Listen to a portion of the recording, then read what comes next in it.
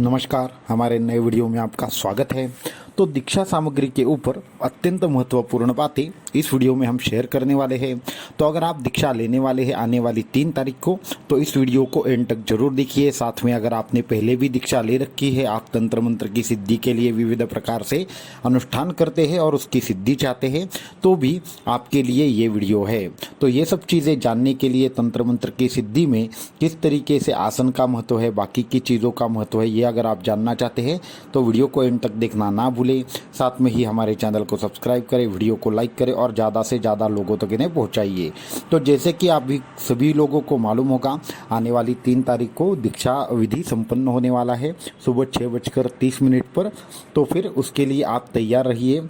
दूसरी चीज़ कि तकरीबन 40 लोगों ने अप्लाई किया है दीक्षा के लिए, उसमें से तकरीबन 25 से 30 लोगों के यहाँ पे बाकी की सारी चीज़ें पहुँच चुकी है, लेकिन कुछ 8 से 10 लोगों को कुछ कम्युनिकेशन प्रॉब्लम आ रहा है, तो वो भी सॉल्व हो गया है। अगर अभी तक आपने दीक्षा के लिए अप्लाई नहीं किया है या फिर आपका कोई प्रॉब्लम है, आप गूगल फॉर्म वगैरह एक्सेस नहीं कर पा रहे हैं, तो हमारा जो इंस्टाग्राम का आईडी है उसका लिंक नीचे दिया गया है, उस पर क्लिक करें। उस पर क्लिक करते ही आप कहाँ पे जाएंगे, हमारे इंस्टाग्राम के तंत्र शक्ति पेज पर चले जाएंगे।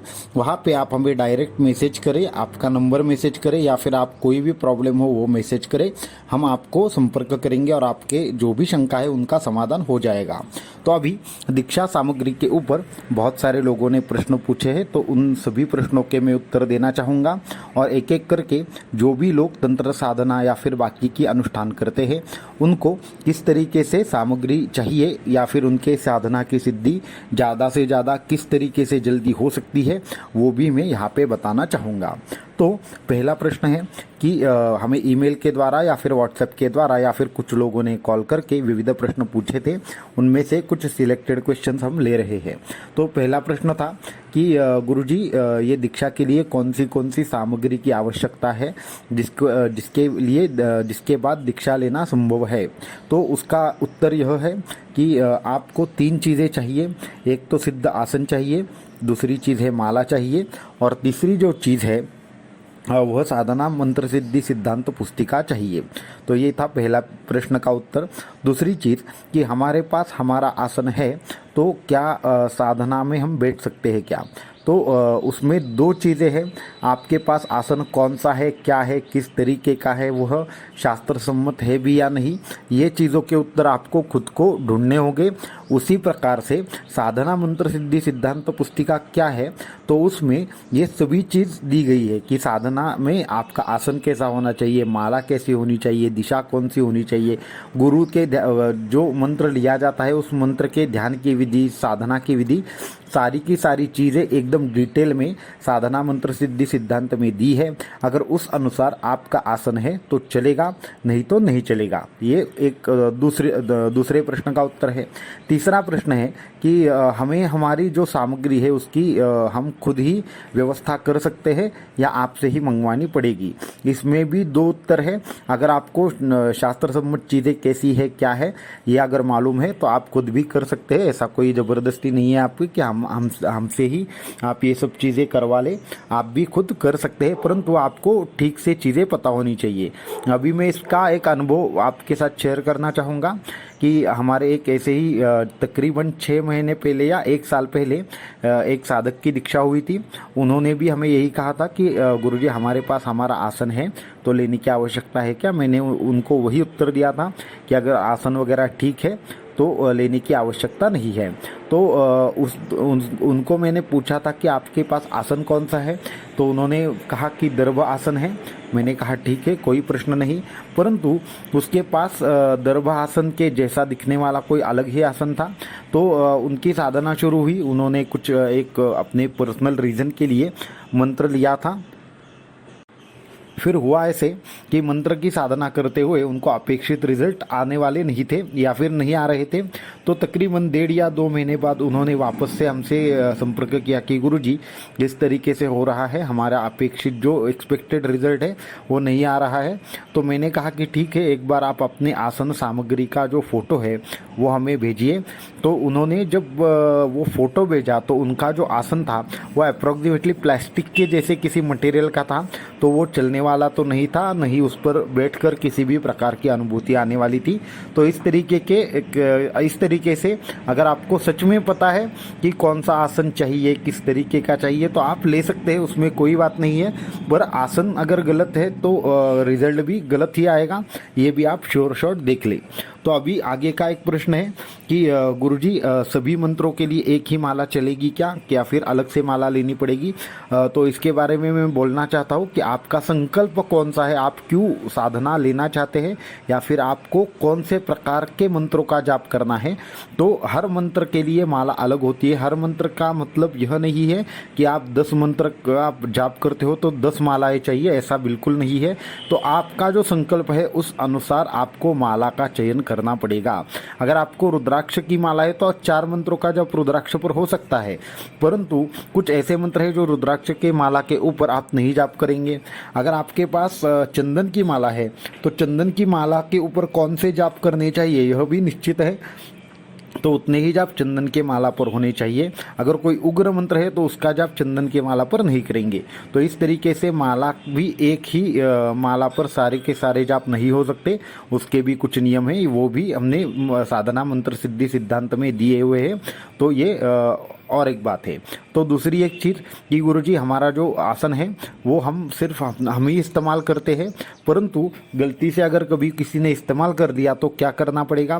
तो उसमें भी 2 चीज़ें हैं कि आपका जो आसन है वो आपका खुद का होना चाहिए। दूसरी एक चीज़ है, उसको किसी ने दूसरे ने स्पर्श भी नहीं करना चाहिए, और उसकी स्वच्छता और जो सिद्धता है वो बरकरार रहे, इसके लिए आपको उस पर गोमूत्र डालना चाहिए अगर किसी ने स्पर्श किया, या फिर बाकी कुछ चीज़ें। अभी आप कहेंगे कि स्पर्श से क्या होता है, तो स्पर्श से बहुत कुछ होता है।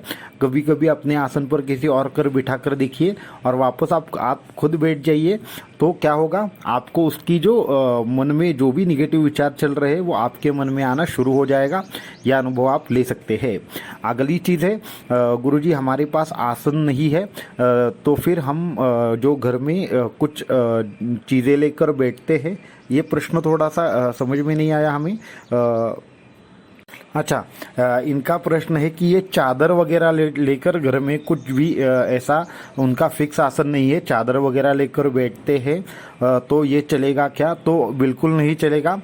उसके 2 चीज़ें हैं कि सिर्फ चादर लेकर बैठना आपकी साधना के लिए हित में नहीं रहेगा। साधना का आसन कैसे होना चाहिए? दर्भासन सबसे पहले रहेगा, उसके ऊपर घुंगड़ी का आसन रहेगा और उसके ऊपर एक कोई कपड़ा रहेगा। इस तरीके की आसन रचना होनी चाहिए। ये अगर आपके पास आसन रचना है तो आप उस तरीके की साधना में इस्तेमाल कर सकते हो, परंतु ज़मीन पर बैठकर या फिर बाकी की चीज़ों के ऊपर बैठकर ये आप नहीं कर सकते। ये ऐसा एक पॉइंट है। तो साधना का जो भी आसन है वो आपका एकदम से शुद्ध होना चाहिए, स्वच्छ होना चाहिए। अभी और एक अनुभव आपके साथ शेयर करना चाहूँगा।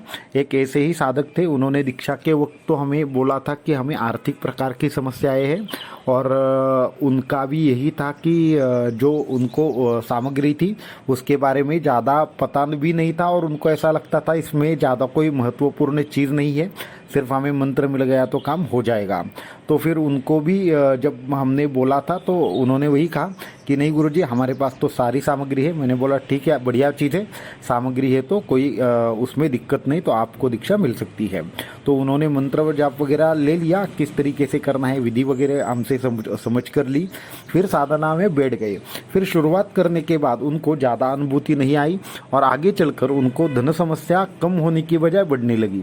तो वो 2 या 3 महीने के बाद वापस हमारे पास आए कि गुरुजी हमारी तो धन समस्या थी वो कम नहीं हो रही, अभी ये है वो है वो है।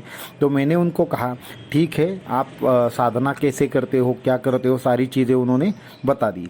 मुझे वही संशय था कि उनके पास सामग्री शायद से ठीक नहीं होगी। तो मैंने उनको कहा ठीक है, घर जाकर एक काम करें, आपके जो भी सामग्री है जो आप मंत्र जाप के लिए इस्तेमाल करते उन सभी का एक फ़ोटो भेज दीजिए। तो उन्होंने जब फ़ोटो भेजा तो उनके जो आसन थे उनके आसन के नीचे दो तीन यहाँ पे ऐसे 2-3 होल पड़े थे या 1-2 जगह से फट गया था आसन। तो मैंने उनको क्या कहा, एक काम करो, आप साधना मंत्र सिद्धि सिद्धांत पुस्तक ले लो और उस पे जाकर देख लो कि क्या होता है और क्या नहीं होता है, आसन कैसा होना चाहिए और कैसा नहीं होना चाहिए। तो उन्होंने वो पूरा का पूरा पढ़ा, उसमें स्पष्ट रूप से दिया गया था अगर फटा हुआ आसन या फिर जिस आसन पर छिद्र है उस आसन पर आप बैठते हो तो क्या हो जाता है, आपके यहाँ पे दरिद्रता आ जाती है, पैसे का प्रॉब्लम आ जाता है। तो शास्त्र इस तरीके से काम करता है, आपके पास साधन सामग्री है, ठीक है, शास्त्र सम्मत है, तो आपको रिजल्ट एकदम बढ़िया आएगा। परंतु जब भी इस तरीके से कुछ गलतियां होती है, शायद आपको ऐसा लग जाता है कि इसमें कौन सी बड़ी बात है, परंतु ऐसा नहीं होता। तो अभी में ये सारी चीज़ें हैं। तो कुल मिलाकर बात यह है कि 3 चीज़ें अत्यंत महत्वपूर्ण है, माला, आसन और साधना मंत्र सिद्धि सिद्धांत पुस्तिका।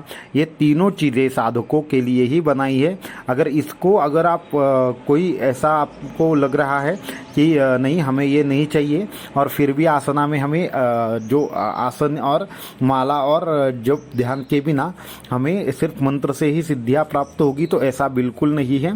ये मैं स्पष्ट रूप से कहना चाहता हूँ। अगर आपके मन में ऐसी गलतफहमी है कि सिर्फ मंत्र से ही सारी चीज़ें होती है तो वो आप निकाल दीजिए। दूसरी चीज़ में सभी के लिए मीन्स जो अभी दीक्षा ले रहे हैं, जिन्होंने पहले से ही ले रखी है और जो आगे जाकर कोई मंत्र सिद्धि या फिर बाकी के अनुष्ठान कर रहे हैं परंतु सिद्धता नहीं हो रही, तो उन सभी को बोलना चाहता हूँ कि हमारा जो शास्त्र है उसने आसन के बारे में स्पष्ट रूप से कहा है। ज्ञानेश्वरी जैसे ग्रंथ में भी आसन के बारे में स्पष्ट रूप से कहा गया है। तो फिर यहाँ पे एक बात सभी के लिए कॉमन एक श्लोक में बताई गई है, जप हीनासनम कुर्यात। अगर आपने हीन ऐसा आसन है उसके ऊपर अगर जाप किया तो आप दरिद्रता के पात्र होंगे, रोगों के पात्र होंगे, आप पूरी की पूरी जो अपनी आप ये करते हो, अनुष्ठान करते हो, उसकी शक्ति नष्ट होने के पात्र हो जाओगे। अभी ये कैसे होता है वो भी मैं बताना चाहता हूँ। हमारे जो ग्रंथ है उन्होंने शास्त्रों में ये कहा गया है कि किस तरीके का आसन वर्ज्य करना चाहिए और क्यों वर्ज्य करना चाहिए। तो 3 प्रकार के आसन वस्त्र हमें वर्ज्य करनी चाहिए। सबसे पहले तो हमें ज़मीन पर बैठकर जाप नहीं करना है, जिसके माध्यम से हमारी जितनी ऊर्जा है वो ज़मीन में जाकर पूरी की पूरी नष्ट हो जाएगी। पत्थर पर बैठकर अगर आप साधना करोगे तो आपके शरीर में रोगों का उत्पात होगा। फटे हुए आसन पर या फिर जीर्ण आसन पर अगर आप जाप करोगे तो क्या हो जाएगा, तो उसके बाद आपको विविध प्रकार से दरिद्रता का या फिर मानसिक असंतुलन का आभास होगा। 5वीं चीज़ है कि अगर आप प्लास्टिक जैसे अन्य किसी वस्तु के ऊपर बैठकर साधना करोगे या फिर सिर्फ एक कपड़ा लेकर उस पर साधना करोगे जिससे आपका ज़मीन से संपर्क हो जाता है, तो क्या होगा, तब भी आपका जो शक्तिनाश है वो हो जाएगा और आपके साधन की सिद्धता नहीं होगी। तो तंत्र साधना की, मंत्र साधना की, गुरु जप की सिद्धि कैसे होती है वो थोड़ा सा मैं समझाना चाहता हूँ। सबसे महत्वपूर्ण आसन हमारे शास्त्रों ने क्यों लिया है उसका एक बेसिक रीज़न है कि हम जब कोई भी साधना करते हैं तो हमारे शरीर के अंदर विविध प्रकार से शक्ति जागृत होती है। तो वो जागृत होने वाली शक्ति हमारे जो पृथ्वी में ना चली जाए। अगर आप ज़मीन पर बैठेंगे तो क्या होगा, वो एनर्जी ग्राउंड हो जाएगी। ग्राउंड हो जाएगी का मतलब क्या होता है कि जब भी हमारी यहाँ पे जाप शुरू हो जाता है तो एक मैग्नेटिक और इलेक्ट्रोमैग्नेटिक फोर्स हमारे यहाँ पे जनरेट होना शुरू हो जाता है। वह जो फोर्स है उसी की वजह से हमारी शक्तियाँ जागृत होती है। परंतु आप ज़मीन पर बैठे हो या फिर ऐसे आसन पर बैठे हो जिससे आपका ज़मीन पर स्पर्श हो रहा है, तो क्या होगा, वो ज़मीन के अंदर पूरी की पूरी एनर्जी चली जाएगी।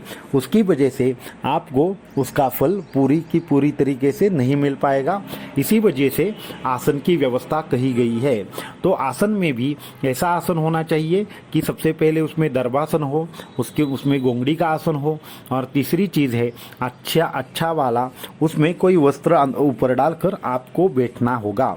इस तरीके से आप व्यवस्था करोगे तो आपका जो मंत्र है वो सिद्ध होना शुरू हो जाएगा, क्योंकि आपकी जो ऊर्जा है वह संतुलित होना शुरू हो जाएगा। अगर आपका आसन ठीक नहीं है तो ऊर्जा कभी भी संतुलित नहीं होगी, आपको मंत्र का फल ठीक से नहीं मिलेगा। यह सबसे पहली बात है। दूसरी बात है माला। माला कैसी होनी चाहिए, तो माला ऐसी होनी चाहिए कि आप जिस प्रकार का जाप कर रहे हो उस जप के जो देवता है उनको उनकी शक्ति धारण करने वाली माला होनी चाहिए। तो इस प्रकार की माला अगर आपके पास है तो आपका जाप और जल्दी सिद्ध होने की संभावना है। तीसरी चीज़ है दिशा। किस कार्य के लिए बैठे हो उसी प्रकार से दिशा भी निर्भर करती है कि उस दिशा में वह कार्य बहुत जल्दी सिद्ध हो जाता है। तो पूर्व दिशा में कौन से जाप करने चाहिए, पश्चिम में कौन से करने चाहिए, उत्तर में कौन से करने चाहिए, दक्षिण में कौन से करने चाहिए, इस चीज़ का भी ज्ञान होना अत्यंत आवश्यक है। अगर इन तीन चीज़ों का आपको ज्ञान है तो आपका तंत्र मंत्र या गुरु मंत्र बहुत जल्द सिद्ध हो जाता है। नहीं तो सालों तक लोग जाप करते रहते हैं परंतु उनका कभी कभी मंत्र तंत्र सिद्ध नहीं होता, गुरु मंत्र सिद्ध नहीं होता और वो साधना मार्ग से किसी अलग दिशा में चले जाते हैं। ये आप इस प्रकार से दिशा भटक ना जाए इसके लिए यह साधन सामग्री की जो व्यवस्था है वो उसके लिए है कि जिसके माध्यम से आपको बहुत जल्दी रिजल्ट आ सके। अभी दो चीज़ें हैं। हमने यहाँ तक बहुत ऐसे बहुत सारे साधक देखे हैं। जो लोग अनुभूति चाहते हैं उन लोगों को अनुभूति के लिए सिर्फ लेकर देखनी है कि नहीं अभी हमें इस मंत्र का कोई अनुभव आता है या नहीं आता, तो वो एक प्रकार के लोग होते हैं जो दीक्षा लेने के लिए आते हैं। दूसरे वह लोग होते हैं जो सच में साधक होते हैं, सच में कुछ अनुभूति प्राप्त करना चाहते हैं। और तीसरी एक चीज़ है अत्यंत महत्वपूर्ण, वो ऐसी है कि उन्होंने पहले भी कुछ साधनाएं करके रखी है। तो ये लोग जो होते हैं इनको साधना की सूक्ष्मता के बारे में मालूम होता है। तो इस दोनों प्रकार के साधक हमारे यहाँ पे आते हैं। उसमें जो सिर्फ देखना है इस मंत्र का अनुभव आता है या नहीं आता है तो आप देख सकते हैं, परंतु आपको अनुष्ठान करने के लिए अगर इन चीज़ों को जिन चीज़ों के बारे हमने बताया वो अगर आपके पास नहीं है तो शायद अनुभूति ना आए। ऐसा होता है कि दीक्षा के अनुभव पूर्णतः आपके कर्म के ऊपर डिपेंडेंट रहते हैं। ऐसा नहीं है कि वो अनुभव जो होते हैं वो आते ही नहीं है, ऐसा नहीं है, आते हैं परंतु कम ज़्यादा हो सकता है। वो पूरा का पूरा आपके कर्म के ऊपर है। अभी हमने ऐसे भी साधक देखे हैं कि जो जिस दिन दीक्षा लेते हैं उसी दिन 3-3, 4-4 घंटे तक उनकी समाधि लग जाती है। हमने ऐसे भी साधक देखे हैं वो 5 महीने 6 महीने तक साधना करते हैं, कोई भी अनुभव नहीं आता परंतु वो फिर भी साधना करके आगे एक दिन निकल जाते हैं। और ऐसे भी साधक हमने देखे हैं कि जो पहले तो उत्साह से साधना करते हैं, उन्हें अनुभव भी भरपूर आते हैं परंतु धीरे धीरे उनकी जब शक्ति परीक्षा लेने लगती है तो वो लोग साधना मार्ग से पीछे हट जाते हैं। तो आप कोई भी किसी भी प्रकार की साधना कर रहे हो, चाहे वह गुरु मंत्र की साधना हो, चाहे वो इष्ट की साधना हो या फिर किसी भी प्रकार की साधना हो, आपको ये बातें हमेशा याद रखनी चाहिए। आपको हमेशा ही इन बातों को फॉलो करना चाहिए। शास्त्र ने जो कहा है वो साधक के हित के लिए है और जो शास्त्र ने कहा है वही हमने आप तक पहुंचाने का प्रयास किया है। इसके ऊपर साधक का खुद का निर्णय है कि वह अच्छी तरीके से तैयारी करके बैठे या फिर ऐसे ही बैठे, ये उस पर खुद पर निर्भर करता है। तो अगर आपको इस विषय में पूरा डिटेल जानना है तो आप साधना मंत्र सिद्धि सिद्धांत पुस्तक जो जिसकी लिंक नीचे दी गई है उसको पढ़कर भी आप जान सकते हैं, या फिर आपको इतने में सारी चीज़ें समझ में आ गई होगी तो आप उस तरीके से कर सकते हैं। तो अगर आपको कोई समस्या है, आपको कोई डाउट है तो आप दो तरीके से हमसे संपर्क कर सकते हैं। एक तो नीचे समस्या की लिंक दी गई है, उस माध्यम से आप हम तक पहुंच सकते हैं। अगर आपके पास ऐसा हो रहा है कि वो समस्या की लिंक ओपन नहीं हो रही तो आपको इंस्टाग्राम का लिंक भी दिया है, उस लिंक के माध्यम से आप इंस्टाग्राम पेज पर जाकर हमें डायरेक्ट मैसेज कर सकते हो। जिन लोगों को दीक्षा लेनी है वो भी इंस्टाग्राम के माध्यम से पूछ सकते हैं, या फिर नीचे जो दीक्षा का फॉर्म है उस पर क्लिक कर हमसे कनेक्ट कर सकते हैं, या फिर आप हमें सिंपली ईमेल कर सकते हैं upaytantra@gmail.com के ऊपर। और लास्ट की एक चीज़ है कि साधना मंत्र सिद्धि सिद्धांत पुस्तक आप लेना चाहते हैं तो नीचे उसकी भी लिंक दी गई हुई है, तो उसके माध्यम से आप सारी चीज़ें कर सकते हैं। और जिनको भी अभी तक मंत्र और बाकी की चीज़ें नहीं मिली वो हमसे संपर्क करके हमें बोल सकते हैं कि अभी तक आपको मंत्र और बाकी की चीज़ें नहीं मिली, तो उसके वजह से दीक्षा के दिन बैठने में आपको आसानी होगी। दीक्षा के दिन में आपको क्या करना है, सुबह ठीक 6:30 बजे आपको ठीक से तैयार होकर बैठना है और आपको बाकी की प्रोसेस है वो आने वाले वीडियो में बताई जाएगी। अवधूत चिंतन श्री गुरुदेव दत्त।